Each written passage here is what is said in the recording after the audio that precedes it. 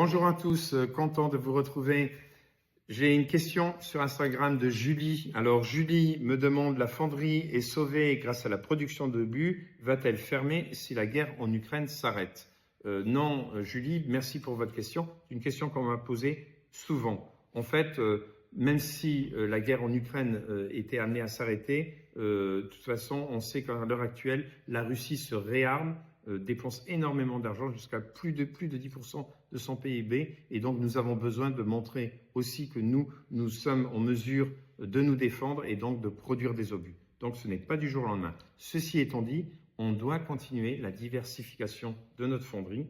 Pour ça, nos fondeurs savent faire un certain nombre de choses, que ce soit des pièces pour le ferroviaire, que ce soit des pièces en fonte pour le mobilier urbain ou dans d'autres secteurs comme des pièces pour des tracteurs, pour des camions, pour l'automobile. En fait, il faut diversifier le plan de charge et c'est ce qui va se faire.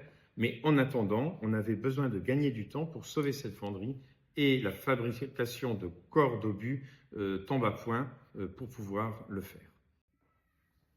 Une autre question de Romain, il me reste encore des zones blanches dans le Morbihan, quand est-ce que cela va changer? Alors effectivement, il reste encore des zones blanches et il faut travailler dessus.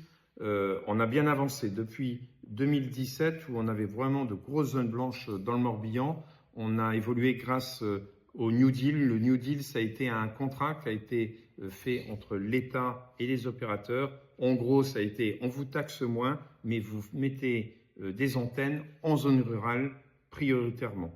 Et pour ce faire, par exemple dans ma circonscription, avec les maires de l'ensemble des communes de ma circonscription, nous sommes réunis et nous avons défini des zones prioritaires où il fallait absolument mettre des antennes. Et nous avons envoyé notre copie à la préfecture de façon à ce que ce deal avec les opérateurs se fasse de façon cohérente avec les besoins de nos concitoyens. Alors ça a changé, mais c'est vrai qu'il reste encore des zones blanches, parce que parfois le relief est difficile, parce qu'il reste encore des investissements à faire. Et c'est pour ça que je me bats encore pour qu'il y ait un nouveau New Deal, en fait, un nouveau contrat avec ces opérateurs pour enfin tenir les dernières zones blanches et pour que chacun puisse avoir la téléphonie de façon normale. Et c'est une question de cohésion et d'égalité entre tous les citoyens.